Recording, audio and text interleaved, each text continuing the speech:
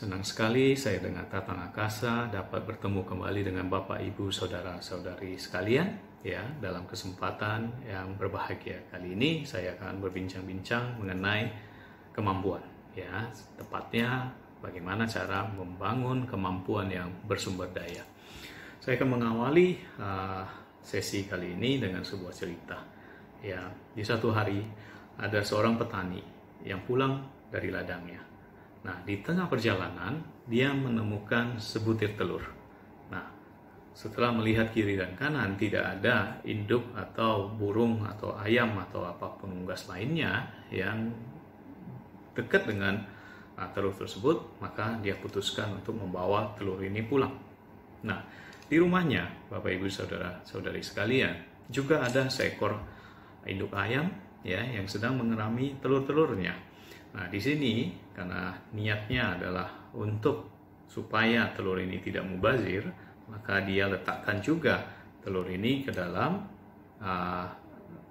sekumpulan telur yang sedang dirami tadi. Nah, tidak berlama kemudian setelah waktunya menetas, semua telur-telur ini kemudian menetas. Karena yang dirami awalnya ini adalah telur ayam, maka sebagian besar itu adalah anak-anak ayam. Nah, satu yang agak berbeda karena telur yang dibawa oleh petani ini dari perjalanan pulang waktu dari ladang ke rumah itu rupanya adalah sebutir telur burung elang. Nah, jadi seekor anak elang ini menetas bersama dengan anak-anak ayam yang lain. Dan karena setiap hari dia bergaul dengan anak-anak ayam ini, ya, dia juga berperilaku seperti anak ayam. Nah, di sini dia menggunakan cakarnya, mengais-ngais, mencari makanan, menggunakan paruhnya untuk mematuk, mencari makanan, ya, demikian setiap hari. Dia bertingkah laku, ya, seperti layaknya seekor ayam. Nah, tidak kemudian berselang waktu yang lama kemudian, ya, dia melihat ke atas angkasa di langit, ya. Di situ ada seekor burung elang yang sangat gagah perkasa yang terbang yang begitu luar biasanya. Dia terkesima dengan itu, Bapak Ibu sekalian. Ya, kemudian dia berkata, andainya saya bisa terbang seperti burung elang itu, alangkah luar biasanya. Ya, nah, apa yang dikatakan ini kemudian dikomentarin oleh saudara-saudaranya yang lain. Saudaranya mengatakan, jangan mimpi. Yang lain mengatakan, sadarlah, kamu itu bukan burung elang. Ya, yang lain menimpali, ya, kita itu ayam, ya. Yang lain mengatakan sudah lupakan itu, ya, kita ayam, berlakulah seperti ayam. Nah, apa arti atau pesan moral dari cerita ini, Bapak, Ibu, Saudara-saudari sekalian? Ya, karena ketidaktahuan, ya, karena merasa bahwa apa yang disampaikan oleh saudara-saudara ayam yang lain, ya, maka si anak burung elang ini, ya, karena dia mempercayainya, maka sampai seumur hidupnya dia mati menjadi seperti seekor ayam, ya. Padahal ya dikatakan bahwa potensi setiap orang itu tidak terbatas, ya. Jadi jangan menganggap remeh Bapak Ibu sekalian terhadap kemampuan diri sendiri dan juga kemampuan orang lain. Jangan memandang rendah itu. Ya, bahwa kita memiliki potensi yang demikian luar biasa. Ya, jangan biarkan pikiran kita meyakinkan kita sebaliknya. Ya, karena itu tidak akan membawa manfaat buat diri kita. Nah, saya lanjut lagi dengan sebuah cerita yang lain. Di sini ada sekawanan, ya, katak, ya. Katak ini, ya, akan melakukan kompetisi, Bapak Ibu sekalian. Akan melakukan kompetisi, ya, siapa yang pertama kali bisa sampai ke puncak bukit, maka dialah akan menjadi pemenang dan dia akan diangkat menjadi pemimpin dari kawanan katak tersebut. Nah, bilanglah ada 100-an katak di situ yang semuanya memulai dari titik start yang sama, ya, mereka mulai meloncat, ya. Ada yang 10 meter pertama sudah berhenti, ada yang 50 meter berhenti, Ya, ada yang mengatakan ini terlalu sulit, ini terlalu jauh, ini terlalu curam, ya. Aduh, aku tidak sanggup, ya. Ini terlalu berat, ini terlalu segala macam, semuanya yang tidak membawa pada satu hal positif, ya. Semuanya berkeluh kesah, semuanya berkeluh, ya, sakit, capek, ya, sulit, tidak mungkin, ya, semua ucapan yang negatif lainnya bermunculan satu sama lain. Nah, tapi ada uniknya, satu seekor kata yang bisa sampai di puncak bukit, dan dialah menjadi pemenangnya. Semuanya bertecak kagum, ya, menanyakan kenapa, ya, dia bisa sampai ke puncak, sedangkan yang lainnya berguguran, ya, ada yang di awal, ada yang di tengah, ada yang sudah dekat juga sudah menyerah. Nah, menariknya Bapak Ibu sekalian, setelah waktu ditanya, ternyata kata ini tuli, ya, dia tidak bisa mendengarkan, ya, apa yang dikeluh kesahkan oleh saudara-saudara dia yang lain, ya. Jadi dia tidak mendengarkan, tidak mendengar apa yang disampaikan, yang sulit, yang susah, yang tidak bisa, yang terlalu capek, dan seterusnya. Dia cuma fokus satu hal sampai di puncak bukit. Nah, ini membuktikan apa Bapak Ibu sekalian? Bahwasanya ucapan atau self-talk, ya, itu juga sangat mempengaruhi terhadap keberhasilan atau kebahagiaan seseorang. Ya, jangan biarkan Bapak Ibu sekalian untuk, ya, membuat satu kebiasaan di mana self-talk kita, ya, self-talk kita selalu mengatakan hal yang negatif, tidak mampu, tidak bisa, dan seterusnya. Ya, belajar dari sang kata yang tuli tadi, dia tidak mendengar itu semua, ya, sehingga ada baiknya, ada sisi positifnya yang dia dapatkan dari situ. Jadi dia tidak mempercayainya karena dia tidak memiliki satu inputan negatif, maka dia terus bergerak sampai mencapai ke titik puncak, ya. Seperti itu juga Bapak Ibu sekalian, setelah kita mendengar cerita burung elang, ya, yang anak ayam yang tidak menyadari potensinya, ya, kemudian kita sudah mendengar sendiri cerita sang katak yang tuli, ya, kita melihat sisi positifnya Bapak Ibu sekalian. Ya, ini adalah saat yang tepat bagi kita, ya, terutama di saat pandemi virus corona ini. Kita tidak bisa terlalu fleksibel seperti dulu, ya. Kita bisa kemana-mana dengan sesuka hati, ya. Kita harus bahkan PSBB, ya, lebih banyak work from home atau learn from home dan seterusnya. Saya pikir ini ada sisi positif yang kita bisa ambil di sini. Kalau kita menekankan pada, aduh ini tidak nyaman, aduh ini tidak biasa, ya, kita akan sangat stres Bapak Ibu sekalian, ya, ujung-ujungnya nanti tidak memberdayakan, ya. Coba lihat dari sisi yang lain, ya. Hidup ini selalu ada dua sisi, ya, sisi yang baik dan sisi yang jelek. Sisi yang jelek lebih baik jangan terus dilekati, lepaskan, ya. Sebaliknya masuklah ke dalam satu sisi yang lain, yaitu apa makna atau apa pelajaran yang bisa diambil, ya, dari kejadian ini. Nah, ini adalah saat yang tepat untuk belajar. Ini adalah saat yang tepat untuk kita introspeksi lagi Bapak Ibu sekalian, ya. Jadi apa yang harus kita lakukan, ya. Ada satu pepatah yang mengatakan kita tidak bisa merubah arah angin, tapi kita bisa merubah arah layar kita, ya. Itu benar sekali Bapak Ibu sekalian. Kita tidak bisa merubah yang di luar sana, ya. Faktor eksternal itu sangat susah untuk dikontrol, tapi kita bisa untuk mengontrol layar diri kita. Ya, kita bisa mengambil manfaat, pelajaran atau apapun yang positif dari setiap kejadian. Nah, kejadian PSBB ini atau pandemi ini adalah saat yang tepat untuk kita introspeksi. Ini adalah saat yang tepat untuk kita belajar lagi, mengembangkan satu skill atau kemampuan yang bermanfaat untuk kita nanti menghadapi hidup the new normal, ya, kenormalan yang baru. Nah, Bapak Ibu Saudara sekalian, ya, relates atau dihubungkan dengan topik kita membangun kemampuan, ya, ini benar sekali, ya, bahwasanya hidup ini masalah-masalah yang dihadapi ini tidak lain tidak bukan kebanyakan adalah karena lack of capability, ya, atau kekurangan atau tidak memiliki kemampuan sama sekali.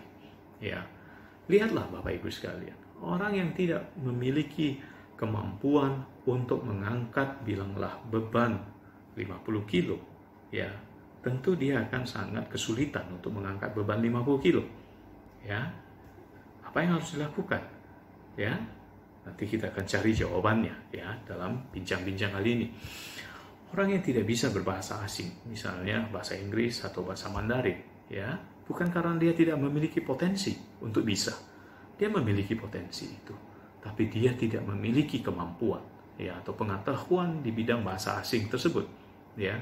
Nah, ini yang menjadikan hidupnya akan sulit kalau seandainya dia harus berhadapan dengan pekerjaan atau studi yang berhubungan dengan bahasa asing, terutama yang berhubungan dengan bahasa yang digunakan, misalnya bahasa Inggris atau bahasa Mandarin tadi. Ya, ini adalah karena kemampuannya yang kurang dalam berbahasa. Yang lain misalnya hidup ini, ya, kita masih membutuhkan materi, Bapak Ibu sekalian. Ya, orang yang belum memiliki, ya, kekuatan ekonomi atau independen secara keuangan, ya, ini akan merasa hidup ini akan sulit sekali, ya, duit yang kurang, ya, atau ketidakcukupan ekonomi, ya, memang salah satu faktor yang membuat orang hidupnya kurang bahagia atau bisa dikatakan menderita. Ya, ini kenapa bisa terjadi orang sehingga tidak memiliki kecukupan ekonomi, ya. Ya, tidak lain tidak bukan adalah karena kemampuannya di bidang, ya, menghasilkan, mencari revenue atau income itu masih di bawah yang seharusnya. Misalnya, kebutuhan seorang, ya, satu orang misalnya 5 juta sebulan. Nah, kemampuan dia tidak ada untuk mencari 5 juta tersebut, Bapak Ibu sekalian. Ya, misalnya dia cuma bisa 2,5 juta, setengahnya. Ya, tentu ini akan membuat hidupnya pontang-panting, ya, bekerja siang bermalam mencari cara, ya. Nah, ini karena apa? Karena kemampuannya itu belum mumpuni atau belum bisa untuk mencapai 5 juta. Nah, inilah yang harus dilatih. Bukan berarti dia tidak bisa, ya. Dia bakal bisa kalau dia mau dan tahu caranya. Ya, jadi banyak lagi Bapak Ibu sekalian yang masalah hidup ini disebabkan karena kekurangan kemampuan, termasuk mengajar anak-anak di sekolah, karena dengan learning from home, ya, selama pandemi ini juga tidak gampang, ya, rupanya buat para ibu yang biasanya, ya, menyerahkan tugas untuk mendidik ini ke sekolah. Memang benar sekali bahwa guru-guru itu sangat skillful, ya, dalam hal mengajar. Ibu-ibu tidak terdevelop, ya, kemampuannya untuk mengajar, ya, bisa dimaklumi Bapak Ibu sekalian. Namun bukan berarti tidak bisa. Kalau dipelajari, kalau ditekunin, kalau ditelatenin, kalau dilakukan terus dan terus, ini pasti akan bisa. Ya, kebisaan ini, kemampuan ini kita bisa lihat sendiri selama masa pandemi ini. Saya banyak dapat cerita-cerita dari teman-teman atau kenalan, ya, mereka biasanya kurang mendevelop kemampuan yang baru. Misalnya saja mereka biasanya beli, kalau mau makan martabak mereka beli sendiri. Sekarang karena harus lebih sering di rumah, ya, jadi kurang bisa keluar, mereka sekarang belajar online, baik itu dari YouTube, media sosial, internet, website, dan seterusnya. Dan yang terjadi bisa Bapak Ibu sekalian, mereka bisa, ya, dengan bangga sharing story, berceritakan berhasil membuat martabak, ya, mereka bisa, ya. Banyak juga hal yang lain selama masa pandemi ini yang dicoba, rupanya kok bisa, ya, kok ternyata tidak sesulit yang dibayangkan, ya, termasuk juga menggunting rambut, ya, ini suatu kemampuan juga Bapak Ibu sekalian. Tentu yang sudah profesional akan mudah sekali, ya, tapi buat Bapak Ibu atau saudara-saudari sekalian yang pertama kali memegang gunting untuk mencukur rambut itu akan sulit sekali. Tapi bukan berarti tidak bisa, Ya, kalau dilatih, ya saya banyak dengar juga, ternyata bisa loh. Memang awalnya tidak sempurna, ya, tapi rupanya bisa juga kalau dipelajari, kalau dilakonin, ya. Nah, ini Bapak Ibu sekalian. Jadi kalau meminjam apa yang dikatakan oleh Mihaly Csikszentmihalyi, ya, seorang pakar positif psikologi, ya, beliau dalam bukunya Flow mengatakan bahwa kalau orang kemampuannya setara dengan tantangan atau masalah yang ada, maka hidupnya akan ngeflow, ya, artinya dia bisa, ya, hidup tidak dalam tekanan, ya, tidak dalam kecemasan, tidak dalam stres dan seterusnya. Namun dia menikmatinya karena ngeflow, ya, mengalir dengan nyaman. Ya, ini contoh yang sangat bagus seperti hobi Bapak Ibu sekalian. Kita semua tentu punya hobi, kita punya kesukaan. Ya, ada yang suka memasak, ada yang suka gardening, ada yang suka otomotif, ada yang suka bermain games atau apapun itu. Ya, ini semua saya pikir flow sekali. Ya, kita suka, ya. Selain suka, kemudian kita belajar, kita baca buku, kemudian kita praktekkan. Nah, pada saat kita mengerjakan hobi kita ini, Bapak Ibu sekalian, waktu seolah-olah berhenti, ya, waktu seolah-olah berlalu cepat sekali. Bahkan orang kadang lupa makan, lupa waktu, dan dia sangat ngeflow, ya, dia sangat menikmati apa yang dia kerjakan, ya, dan dia tidak gampang menyerah.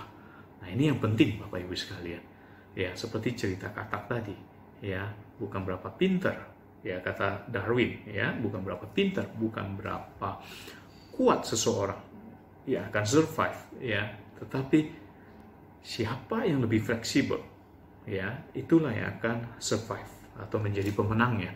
Nah, balik ke dalam cerita hobi ini, ya, saya jarang melihat orang patah semangat, ya, karena hobi, bahkan tidak pernah, ya.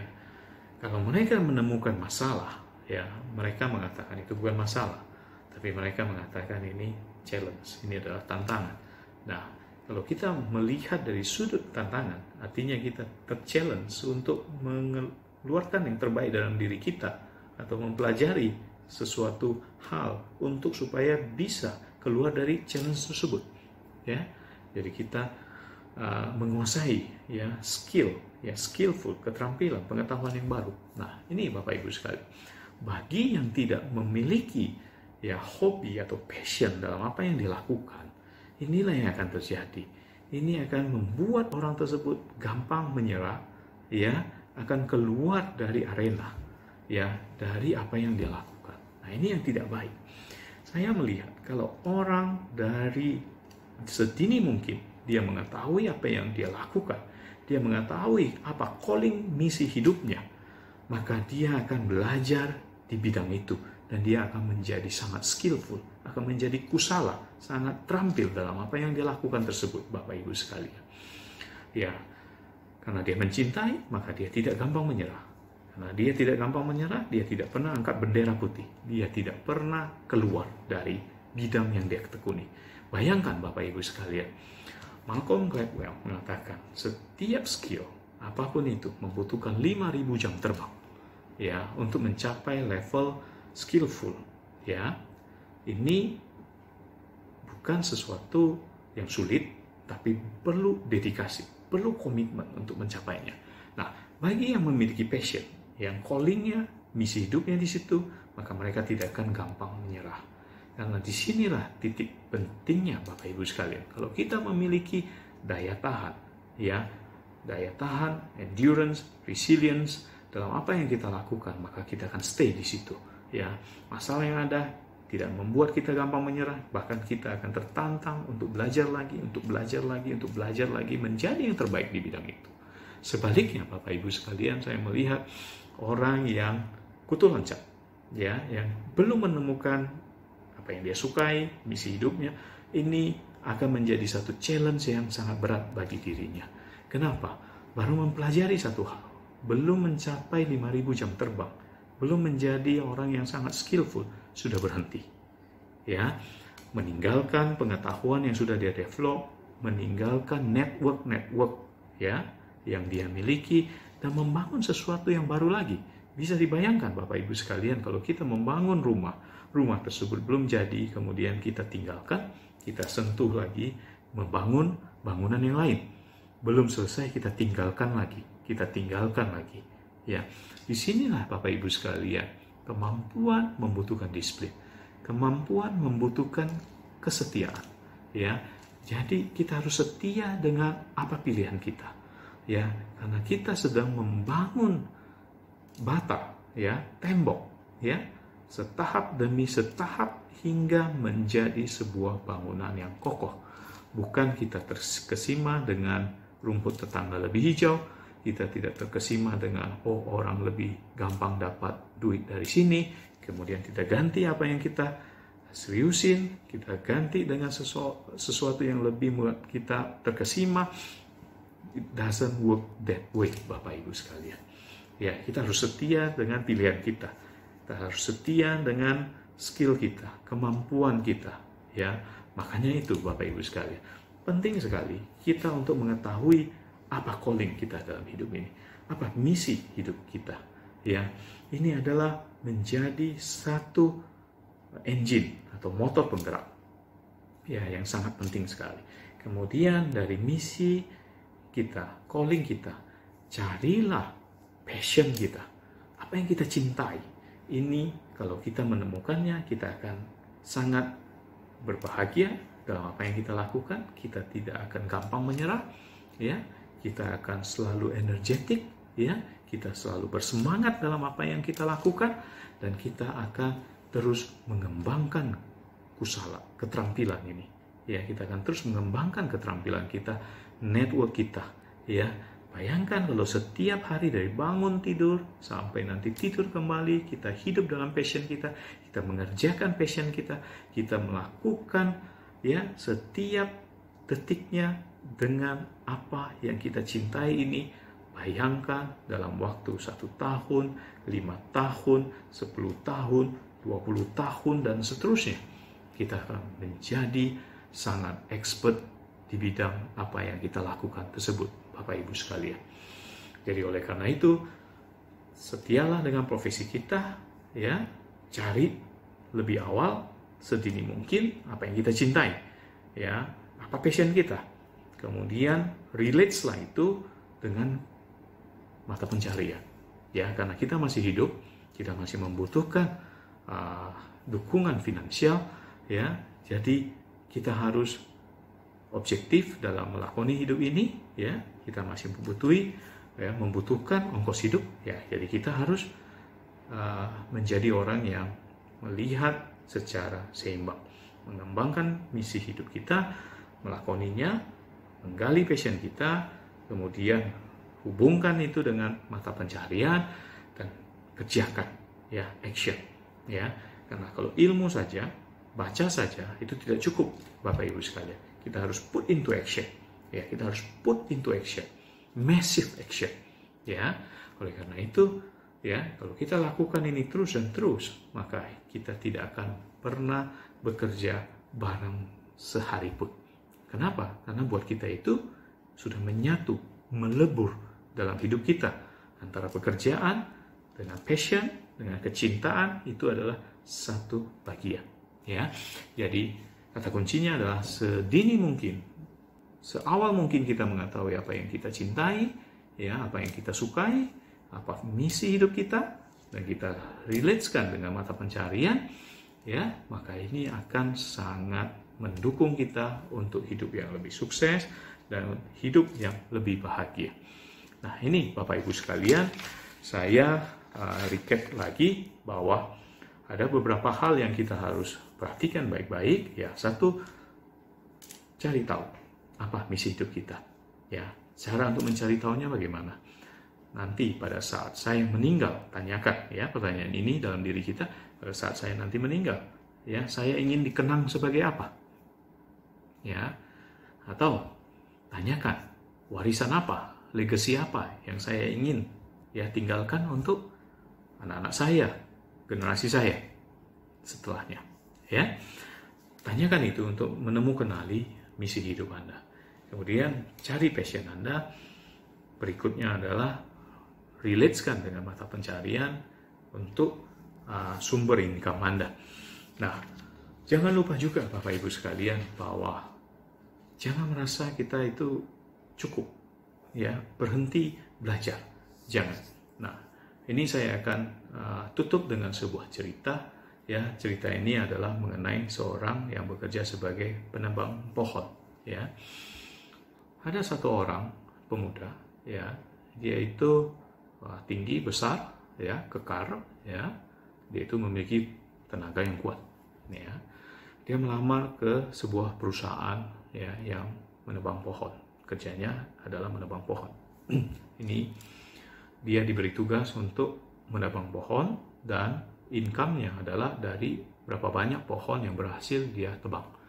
Nah, hari pertama dia berhasil menebang sebuah pohon, ya, sebatang pohon itu berhasil ditebang olehnya, ya, dan dia senang.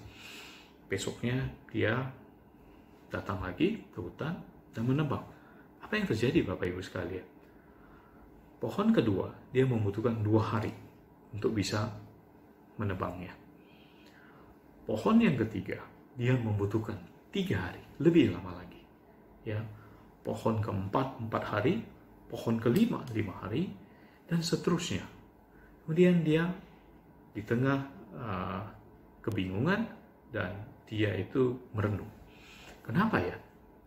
Pada saat awal hari pertama aku menebang pohon dengan tenaga yang sama, kapak yang sama, namun hasilnya bisa maksimal. Ya, 1 pohon.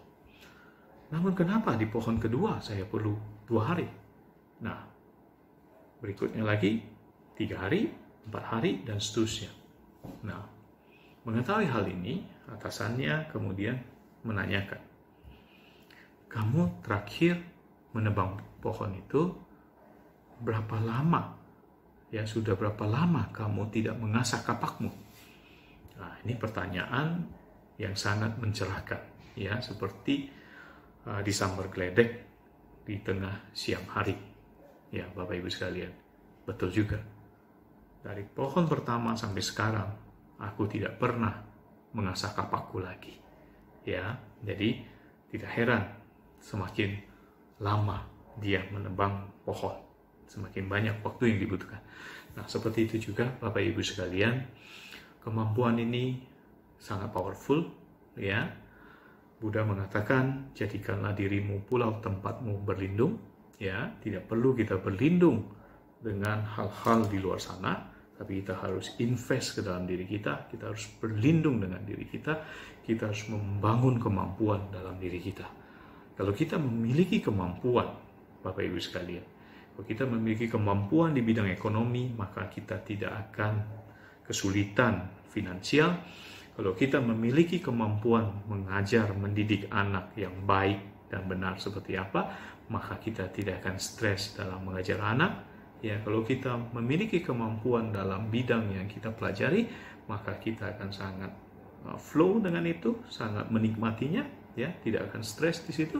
Kalau kita memiliki kemampuan misalnya berbahasa asing, maka itu Inggris, Mandarin atau yang lain, maka kita akan sangat enjoy, ya, yang berhubungan dengan penggunaan bahasa tersebut.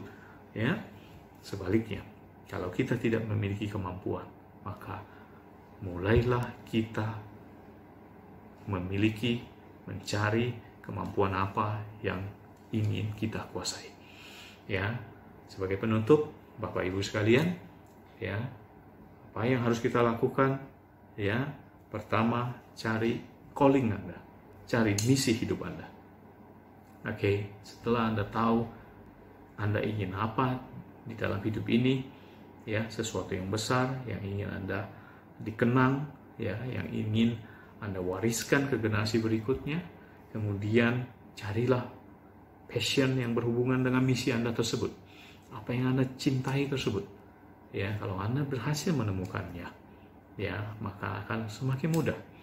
Kemudian yang ketiga adalah relate atau cari bidang usaha apa yang bisa Anda kerjakan sesuai dengan misi hidup Anda, kemudian sesuai dengan passion Anda, kemudian kerjakanlah itu, pelajari ilmunya, kuasain ilmunya, jangan pernah berhenti, praktek, lakukan sehingga dia itu menjadi satu dengan diri kita, menjadi permanen kebiasaan yang baik dalam hidup kita. Dalam Manggala Sutta, Buddha mengatakan bahwa orang yang memiliki pengetahuan dan keterampilan yang luas itu adalah berkah utama. Demikian Bapak Ibu, saudara-saudari sekalian, apa yang kita bahas pada kesempatan hari ini. Semoga ini menjadi satu inspirasi bagi Anda sebagai sebuah trigger, pemicu atau pemantik untuk mengetahui hidup ini. Jangan pasrah, jangan berkecil hati, jangan merasa hidup begini-begini saja.